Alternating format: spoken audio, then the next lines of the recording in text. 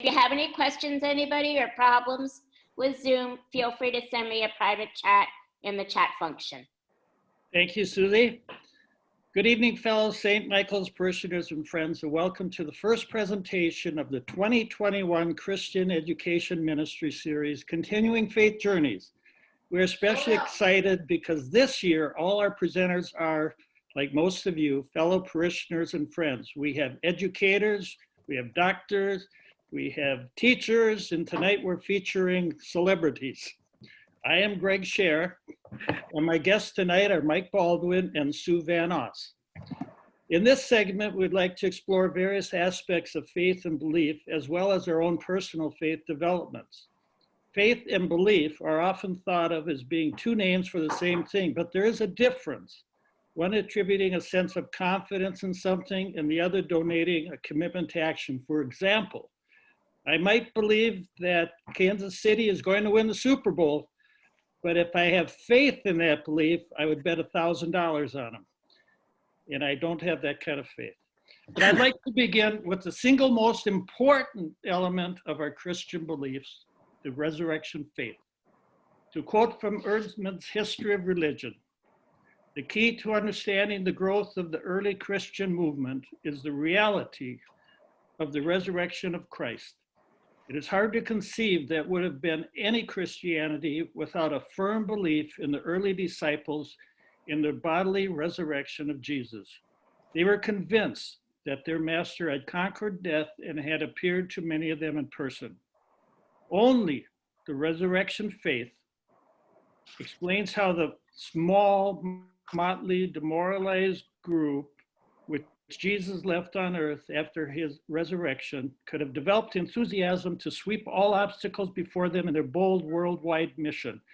A few disheartened followers, promised nothing except martyrdom and death, were transformed into the most dynamic movement in the history of mankind. Without this firm belief in a risen Christ, the fledgling Christian faith would have faded into oblivion. And what's amazing, as Christian heirs to that belief, we share in that manifestation of God's direct communion with people. I want to couple the resurrection faith with the personal experience that most, if not all of us, will sometimes share. It's called a crisis of faith, or the faith epiphany, or the aha moment in our lives. It's said to occur as part of a midlife spiritual crisis where the faith we were born with becomes suspect, as does our own immortality, and we either reject the concept of a deity altogether, or we take it into ourselves and we own it as a personal faith rather than one we grew up with.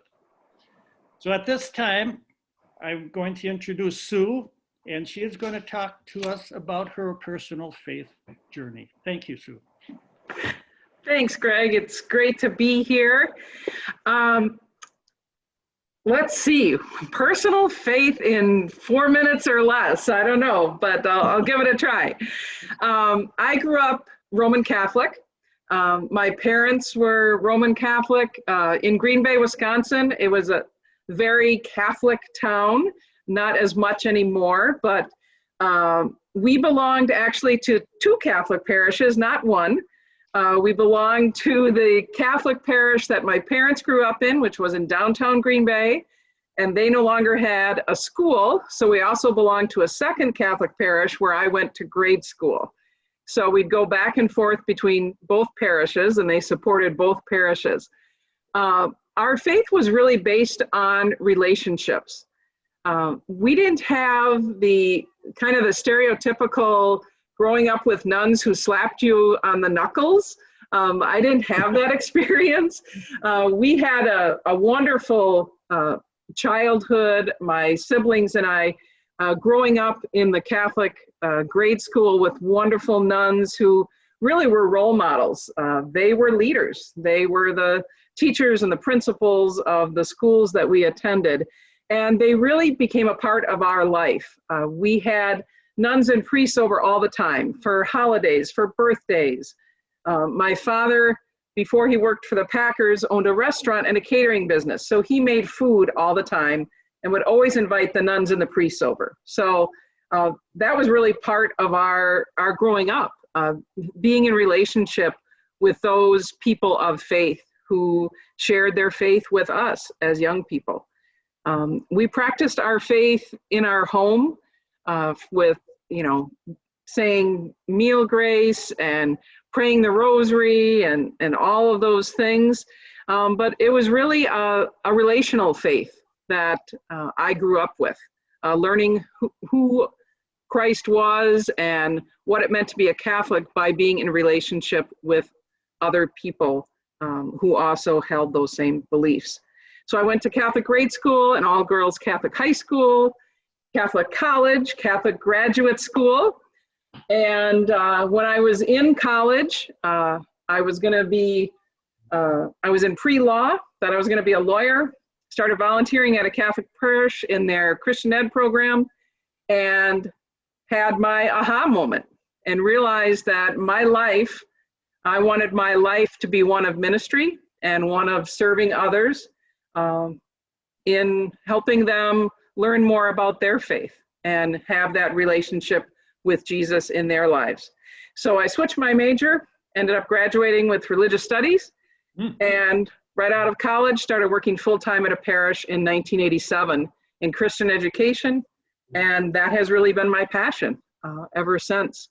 I want people to know the love of God in their lives and in their homes especially.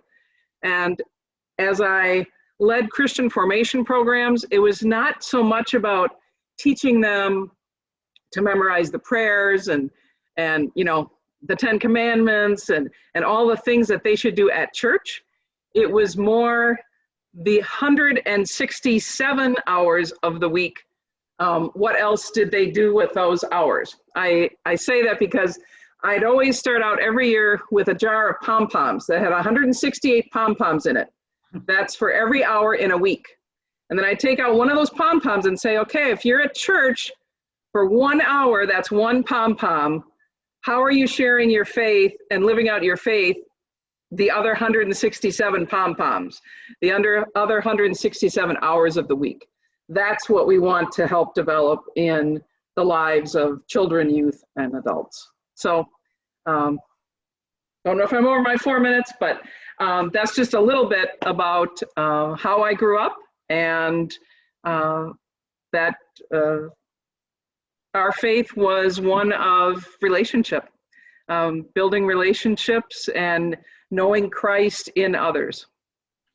So Sue, you make a solid differentiation between religion and spirituality, don't you? Mm-hmm.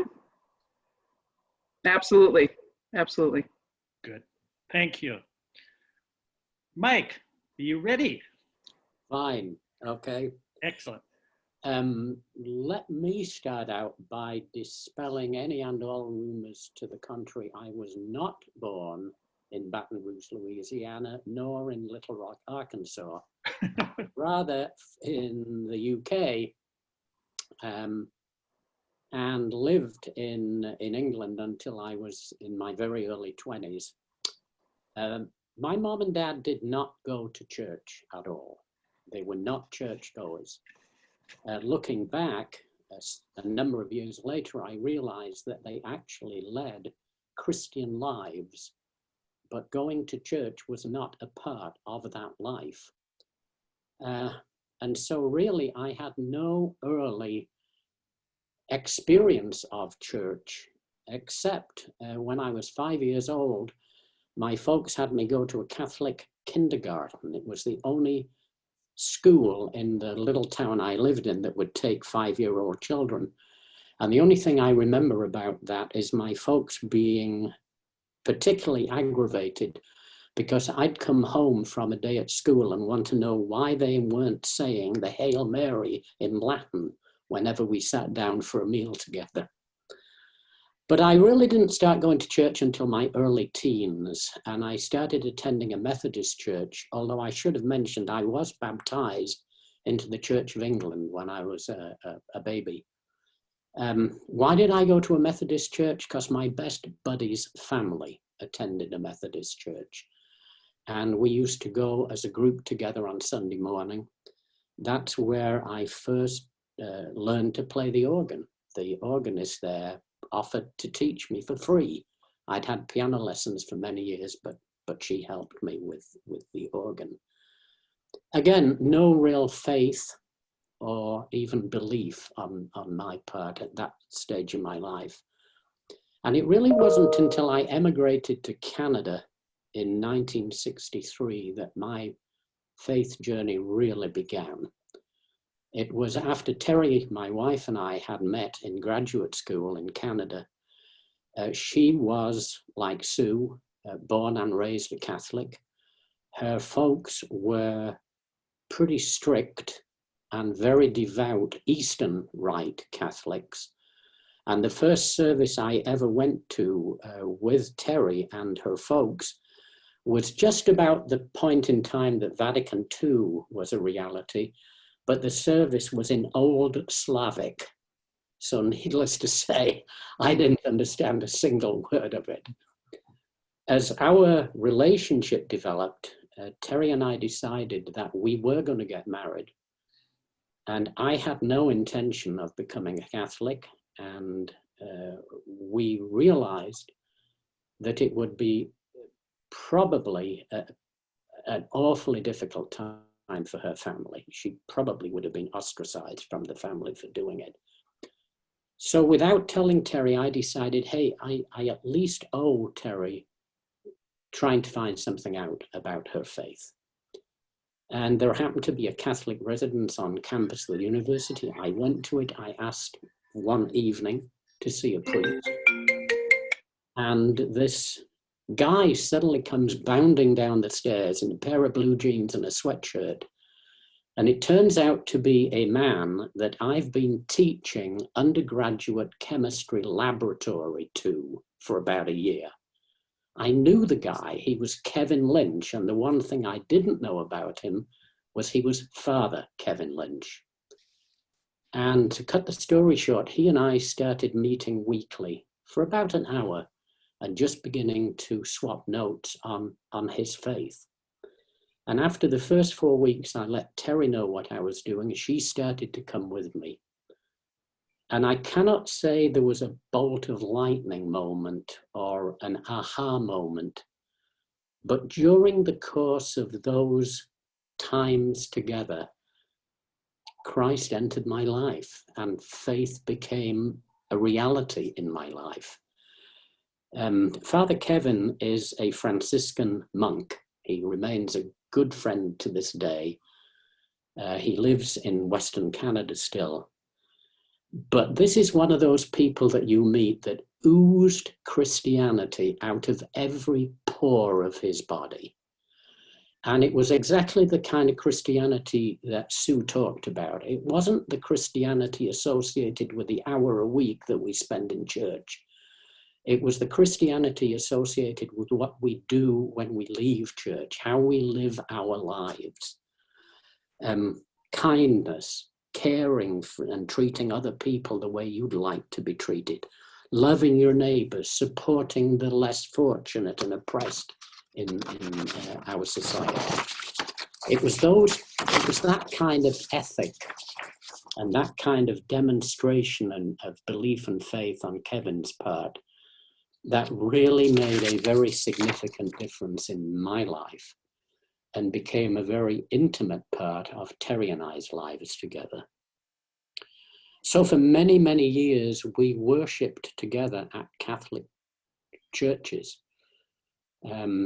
I moved around, the family and I moved around a lot during my professional career. We moved from Canada to the US in 1968. We spent time in mid-state Michigan, Miami, Bogota, Colombia, back in Miami, back in Michigan, Sarnia, Ontario, Chicago, Cincinnati, and finally Sanibel Island. And worshipped at different parishes in every one of those locations, both of us volunteering. Terry became very active as a Eucharistic minister and visited shut-ins. And I finished up playing the organ at a lot of those parishes as a volunteer. All of them were warming and welcoming parishes, but our faith took another, I'll use the word, step forward when we moved to Sanibel and started going to St. Isabel Parish. And Father Christopher Sank became the pastor there. Here again, a man who lived Christianity, lived his faith, didn't simply preach it, but demonstrated it.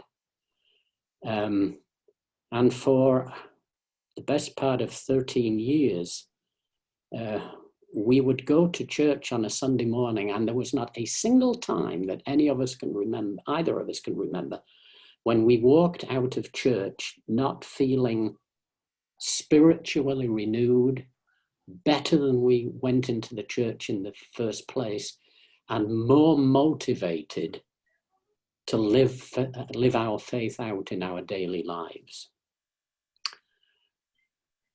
Then our faith was torn apart, totally torn apart, when Father Christopher was removed from his position at St. Isabel Parish. I'm not planning to talk about that event. There's been a lot of discussion in the city of Sanibel about it over the last 4 years. But we hung in at the parish for about a year after his departure. All sense of community, all sense of family, all that sense of true Christianity simply disappeared. Form eclipsed substance, to the point that neither Terry or I could finally take it any longer. And after years of participation there, as a weekly reinforcer of our faith, we found ourselves demotivated, dismayed, and demoralized, frankly. At that point in time, and this is only going back 3 or 4 years, my personal belief in the value of organized religion really took a significant beating. And then another miracle occurred, like the miracle of spending the time with Father Kevin. And that was, we found St. Michael's and All Angels Episcopal Church. It was truly a shot in the faith arm, because it became very evident very quickly that Christianity isn't only alive and well at St. Michael, but it thrives with a community of parishioners who live the Christian ethic of brotherly love. And they've truly made both Terry and I feel as welcome as long-lost family members. I've taken a lot longer than 4 minutes. I apologize. And although we still remain close to Father Christopher and to many other disenfranchised parishioners from St. Isabel, St. Michael's came into our lives when it could not have been more needed and reaffirmed our faith in the healing and renewing power of the Holy Spirit. I will thank till the day I die the time that Terry and I walked into St. Michael's Church for the first time. Greg. Thank you, Mike. Every minute was well spoken. And my story is going to end just like yours, as I came from St. Isabel's also. But it started like Sue's with the Franciscan nuns in Minnesota, first 3 grades of my life. And I had always pictured Franciscan nuns as being very pious and holy with birds on their shoulders and all that stuff. And yet every Franciscan nun I knew, especially Sister Veronica, had these special glasses that they could see right into your soul. And one day she said, "Greg, you have been misbehaving this week." And I said, "Sister, I'm 8 years old. I don't even know what that means." But at 9, she taught me the Latin to become an altar boy. And it was one of the first aha moments of my life, because at that point, the Mass was really just between the priest and the altar boys because nobody else in the church knew the Latin. And they were just waiting for the homily and the communion and the coffee and then going home. When I was 10, we moved out into the country to this little Holy Name church with 80 families. And it was a church that my grandfather had built in 1910. And it was a Benedictine parish. And it was very different. The Benedictines have a motto, ora et labore, work and pray. And that was very much the way they behaved with their lives. They were very sedate, except they loved to play softball. They knew how to laugh. They knew how to party. They came from a German ethnic. My dad volunteered me in the summers to ride my bike the half mile to church to serve Mass every day. And then he volunteered me to mow the library, or the library, the cemetery with a 21-inch push mower that would take all week. And then I'd start over at the beginning again for $1.50 an hour. But for me at that time, the church was very comfortable, although it was very formal. It's when I was indoctrinated with the Baltimore Catechism. And I was starting to get the feeling that the Catholic Church was more about rubric and laws than about spirituality. I went to St. John's University in Minnesota, which is, again, a Benedictine university. And it was in a religion class there where Father Elbrick introduced us to the concept of the crisis of faith. Not because he wanted to question our faith, but he wanted us to question it. And he quoted C.S. Lewis, a faith unquestioned is a faith unlived. If all you're going to do is put on the cloak of your parents, then you're not wearing your own clothing. You don't have your own spirituality. And it was the first real time when I started waiting for that aha moment or that crisis of faith. And I'm basically still waiting for it because what it did, if anything, was alert me to the fact that God is always there in your life. All you have to do is look for him. All you have to do is recognize him. After I graduated, I beat the draft, the Army draft by enlisting, and spent 10 months in Vietnam as a lieutenant. And one day, not in my platoon, this Private Richardson from West Virginia had arrived, and he was there for 2 weeks when he shot himself in the head and committed suicide. And he left a note on his bunk that said, "There is no God, because if there was a God, there would not be a Vietnam." And it's like God had read that note too. And the next day a Jeep pulls up and a 30-year-old young man jumps out, puts a white cloth in the hood of the Jeep and says, "Who wants to hear Mass with me?" And we gathered around, and it turned out to be the most meaningful Mass of my whole life, because it reminded me that where life is the harshest, God can be the most present. Came back from the Army, went to University of Minnesota, graduate school to meet a wife, and God sent me Linda. We got married and moved right back out to Old Holy Name Church, where we got very active, and I taught high school religion in the parish for 28 years. And our priest at that time was Father Arnold Weber, the greatest homilist I've ever heard. No, excuse me, Bill, the second greatest homilist I've ever heard. But he was wonderful, and he loved to play softball. And he would sit in on our classes in the basement of the rectory. And in the first class every year, would tell the kids, "We love this church, we love our religion, but if you ever find the church coming between you and God, go find another church." Which happened to me also at St. Isabel sometime later. A friend invited us to Cursillo. It was like electrifying aha moments, because I spent 3 days with Jesus' arms wrapped around me. And then the next year, he invited us to go to Guatemala with him, which was the start of 54 trips. And when I came back, Linda said, oh, tell me about it. And I started crying and I said, I can't. I got to show it to you. And two little incidences there. Every Thursday, we would go to Mass at the home of the abandoned women, which was walking distance from this village we were building. And they had an altar girl who was about 2.5 feet tall. She was so small that I would kneel down so she could hold a paten under my chin. And it was very much like receiving Jesus from Jesus. Another time we were building a house with this woman who had just had a baby, but they're digging through this rocks for the footings, and she was lactating through her blouse. She was working so hard. And two Mormon missionaries walked up, and I offered them a shovel, and they said no, but they invited the Senora to come and visit them at their church. And she looked at them and then pointed to Jeff Barnes and myself and said, they are my church. Aha moments. They just keep coming. All you got to do is be open to them. Our son Dan, we raised 4 kids and a foster child, and on his way to,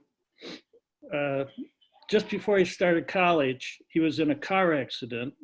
He was in a coma for a week, and when he gained consciousness, he had a ruptured spleen.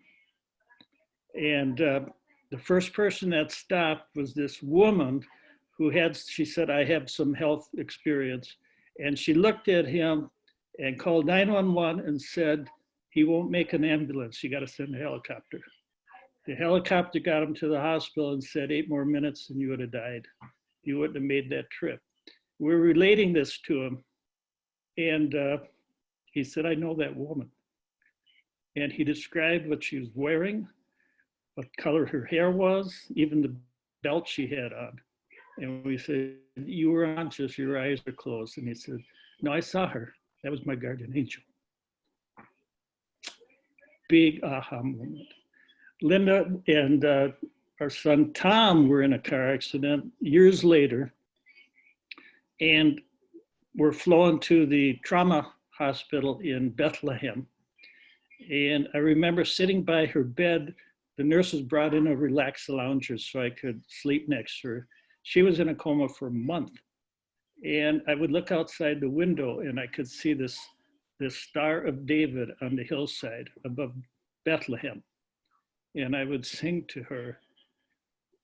I knew she could hear me. I would sing A Little Town of Bethlehem to her every night. And then we came down here and did the St. Isabel's, which we love because Father Christopher is an amazing guy. And when they entered into their dark state, we came to St. Michael's. And it was one of the biggest epiphanies and aha moments in my life because we felt immediately loved. We met more people in the first 2 weeks than we had at St. Isabel's in the first 15 years. And it has become a center of community for us ever since. People say that Jesus really didn't come to earth to start a church, but to start a lifestyle, a way of living. But churches like St. Michael's give credence to the existence of churches because worshiping in a community with people of like-minded spirituality is life-giving in itself.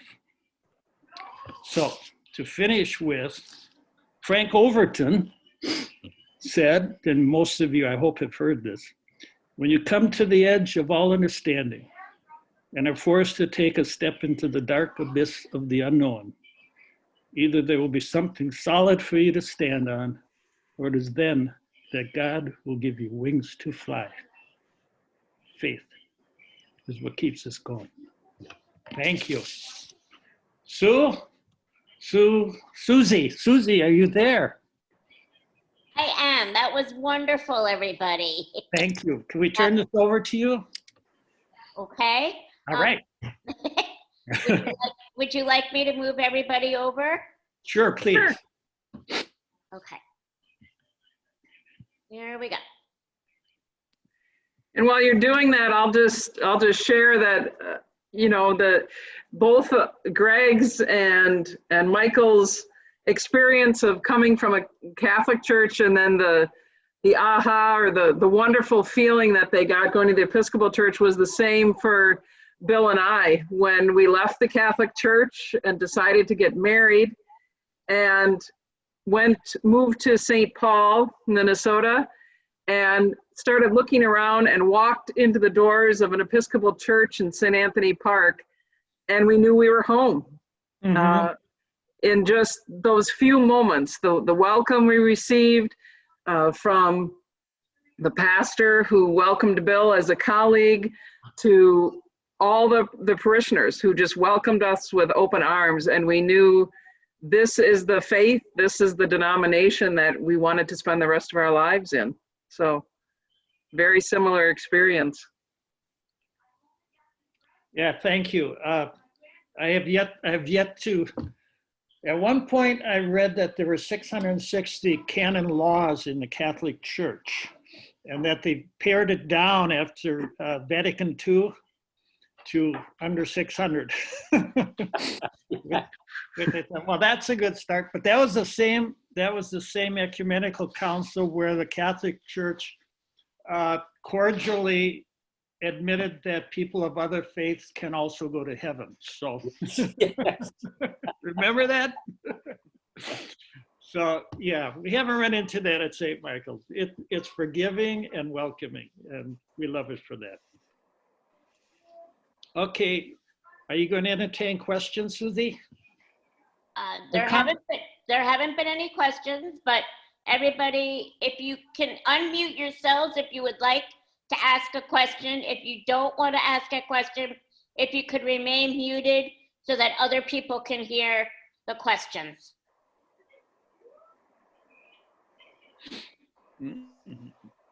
Well, I think, can anybody hear me? Yes, Yep. Linda can. It's Linda. I think it's really interesting that you all started out Catholic, as I did.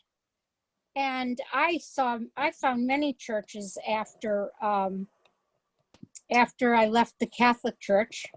But my mother was liberal New England Congregationalist. And so I went to both the Catholic Church and her church at the same time. So I wasn't very well received by the nuns when they knew that. Anyway, I have progressed through Presbyterianism, Methodism. I didn't become an Episcopalian until we retired. And I'm really happy that we did.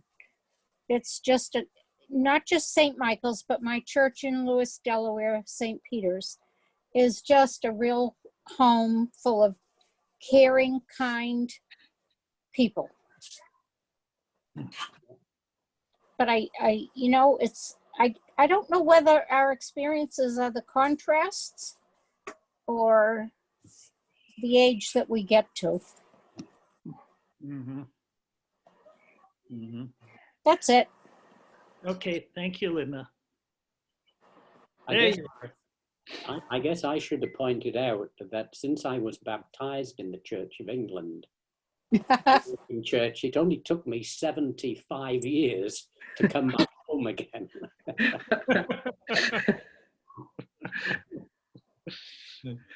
Welcome home, Mike. Yeah. Could I make a comment? Hi, it's Robin. Yes.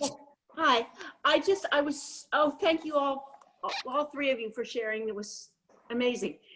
And my experience is very similar to yours, except that I think you all three were so blessed to have met people who really reflected what Jesus is about, reflected real Christianity instead of just rules and dogma and fear.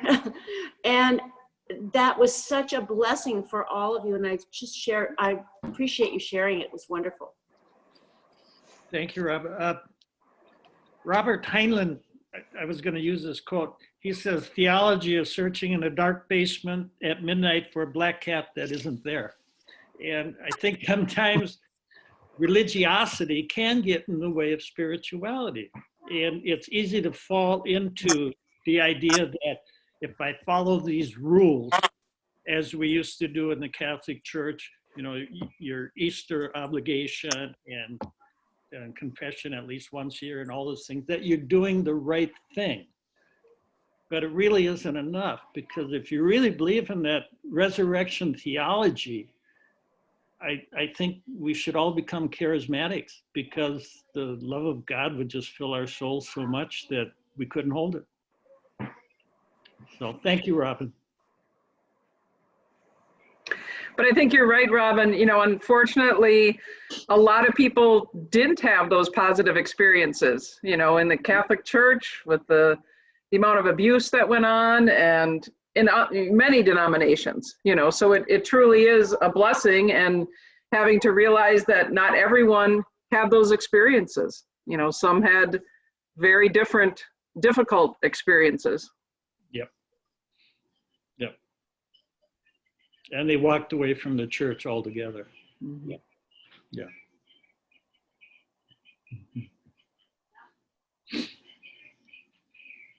Chris, did you have a question? Chris is trying to unmute it. I'm clicking on it. Okay. Okay.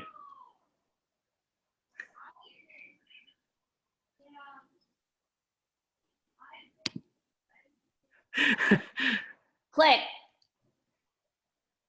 Chris, I'm asking you to unmute. Just click yes or no.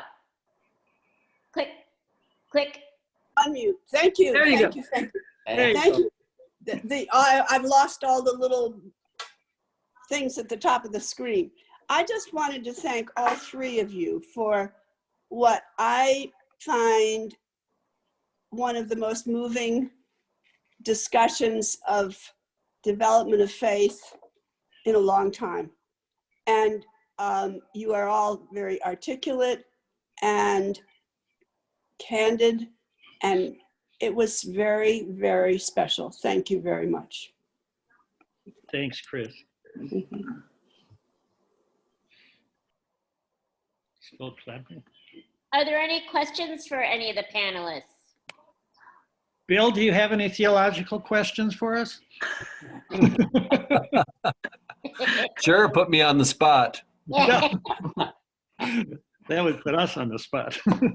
I like how you all talked about people, significant people in your faith journey who were inspiring and uplifting and probably challenging along the way as well.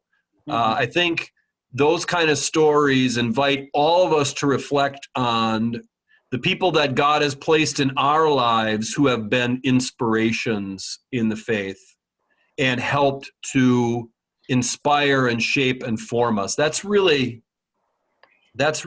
faith taking flesh in them and in us, which is really, you know, if we believe God is love, then it takes flesh in and through others and in and through us. And it's wonderful to look back on our faith journeys and to think about those people who have been so important to us all along the way, and then to try to live that for others as well, right? Yeah. So that's where my mind and heart went as you were all telling your stories, and the power of stories and talking about people who have been so important in your life of faith it was inspiring, and I appreciate all three of you. Thanks, Bill. Ruth, I love, excuse me, I love it when Jesus says, if you've seen me, you've seen the Father. And what he's really saying is, if we see Jesus in each other, we're seeing the Father. He wants us to relate to God through other people. So the same thing. It's beautiful. Ruth Foot, you had a question. Well, I just wanted to say how I understood all these stories. I have similar backgrounds as well. I've been coming to Sanibel for 45 years. I didn't wait as long to walk out of St. Isabel's as the rest of you. I came to St. Michael's probably 25 years ago. And that's a whole nother story why I walked out of long before Father Chris. But, and I grew up, still am Roman Catholic. I call myself bi-denominational because I'm an Episcopalian half my time. And I belong to a Jesuit parish in Cincinnati that is the end of the line for me. And I'm holding on with my fingernails. Good. I would define myself as a radical feminist Roman Catholic, and that is not an oxymoron. So, but I have never been to a church as welcoming and wonderful as St. Michael's. You know, I have been there over 20 years, and I met friends. A lot of you are my friends, and there are other people that aren't on here that I consider my friends. And I look forward to the time. Each year I try to spend more and more time in Sanibel, although I haven't been there for a year because of this coronavirus thing, but I hope to be there by April. I got my first shot, so that's a good, I'll get my second one the end of this month. But thank you for telling your stories. I could live a lot of those stories. They resonated with me, and I appreciate the time and the effort to do this tonight.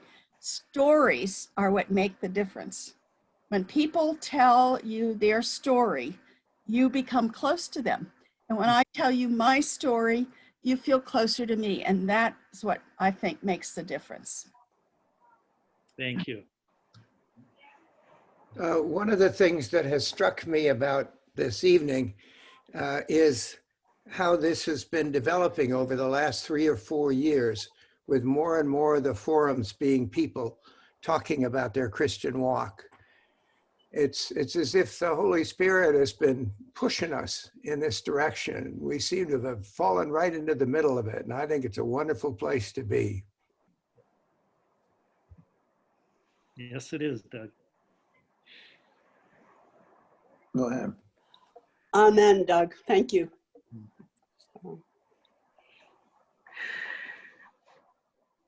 And it's wonderful that you can bring your traditions and your experiences from several faiths and have them, you know, all come together and be accepted at a place like St. Michael and All Angels.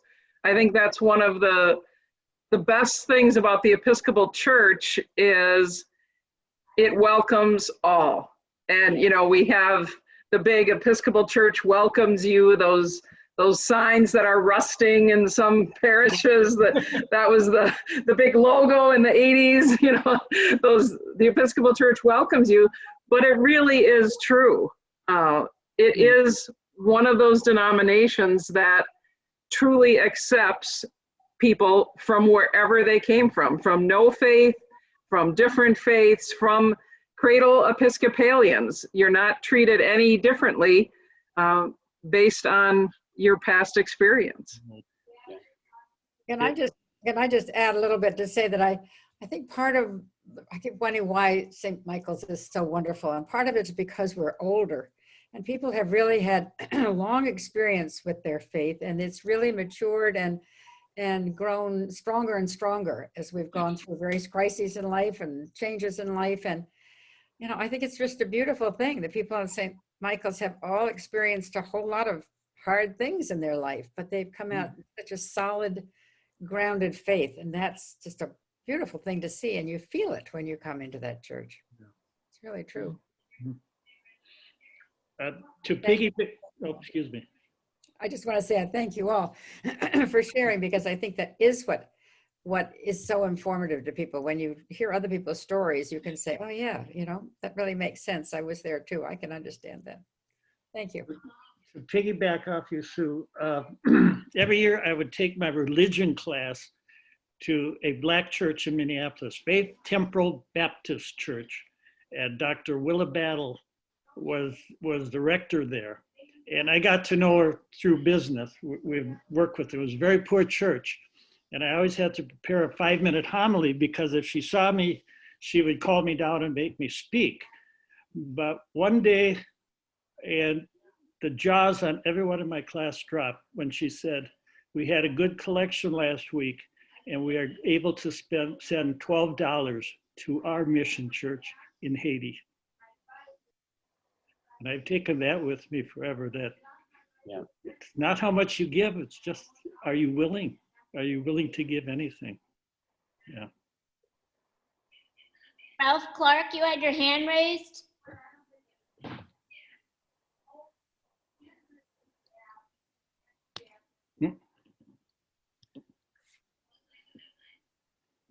Thanks, Susie.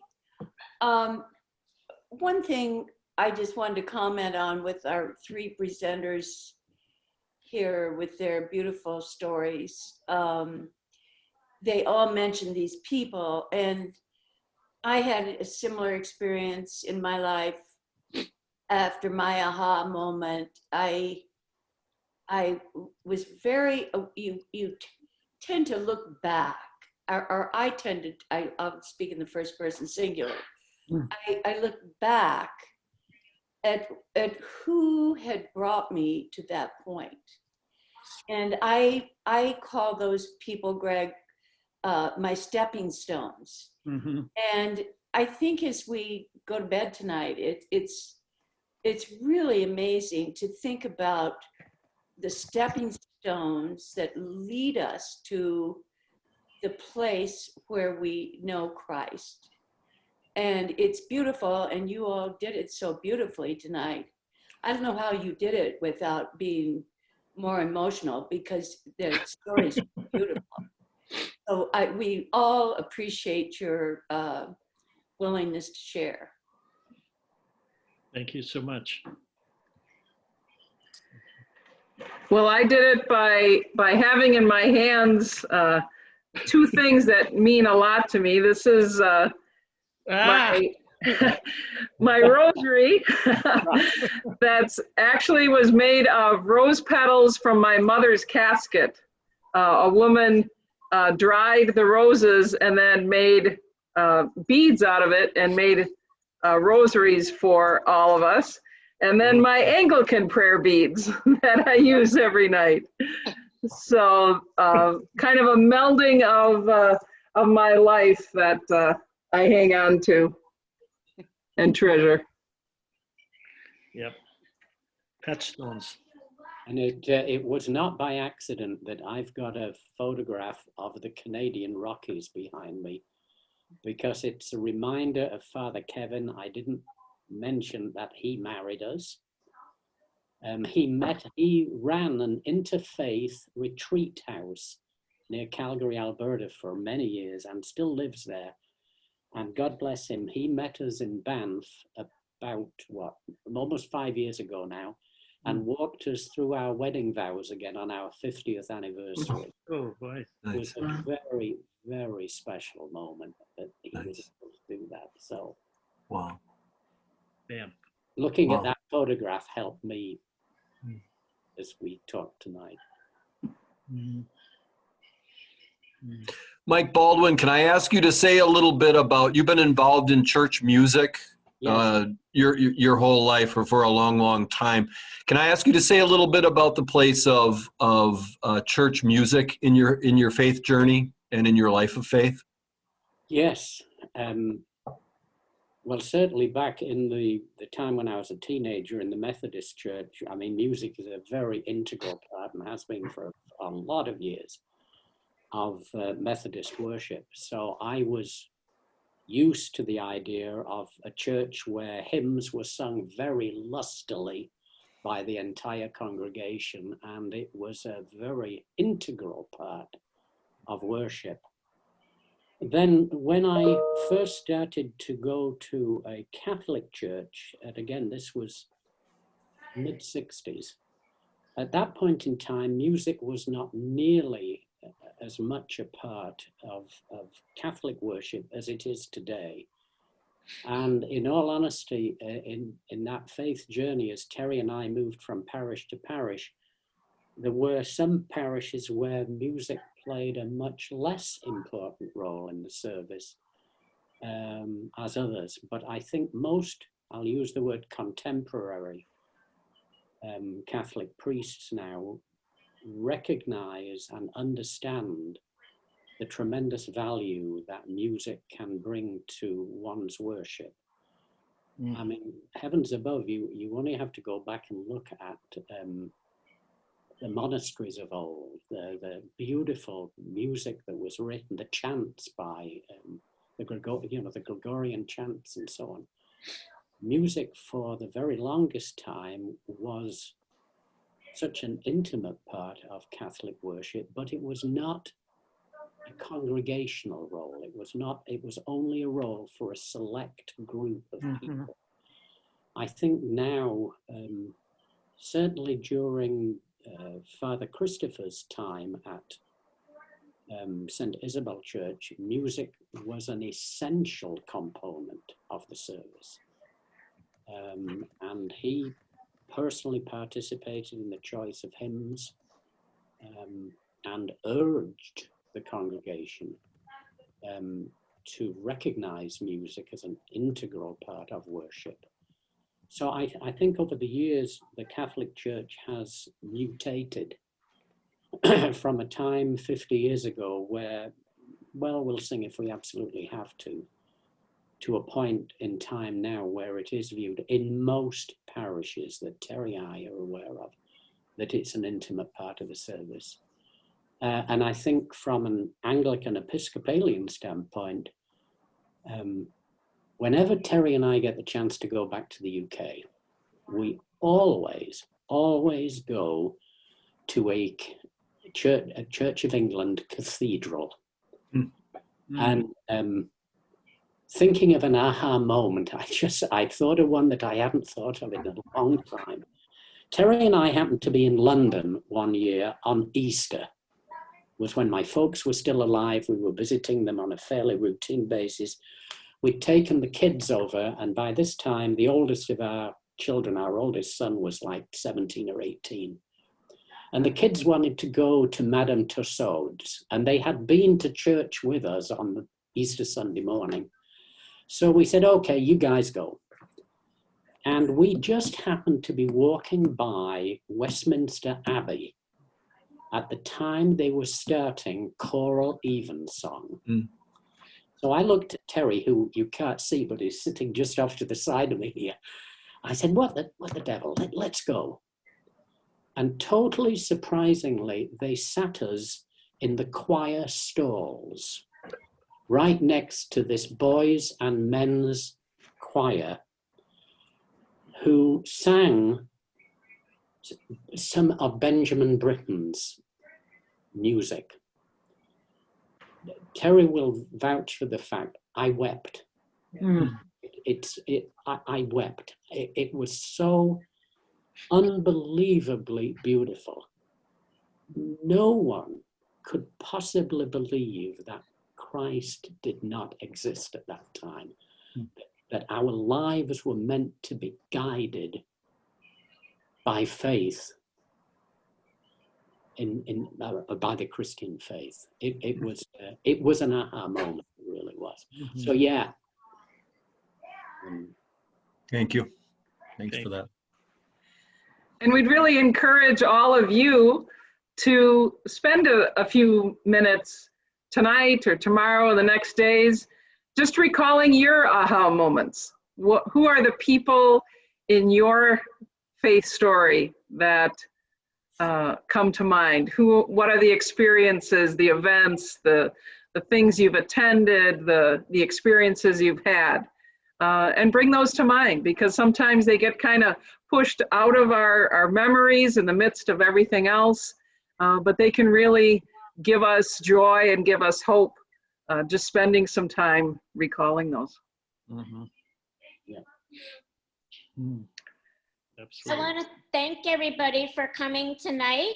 We hope you've enjoyed the evening. I know I have learned a lot, and we always continue to learn. And as Greg and everybody said, there is God always with us. We just have to have the faith. What I'd like to ask, though, before you all leave, since many of you did see the raised hand at the bottom, what I'd like to know is if you guys could click after I ask this question, how many people liked this format tonight? It was the first time we tried it, and we wanted to see if people liked this format. Okay. And I want to thank Sue and Mike, and especially Susie Yes. for helping with the technology and the coordination of this, and all the participants who gave as much as we gave them. Thank you so much. And we'll see you next week. Next week, 6 o'clock. Definitely. All right. Thanks, everybody. We appreciate it. This was recorded, and it will be on the website within the next couple of days. Okay.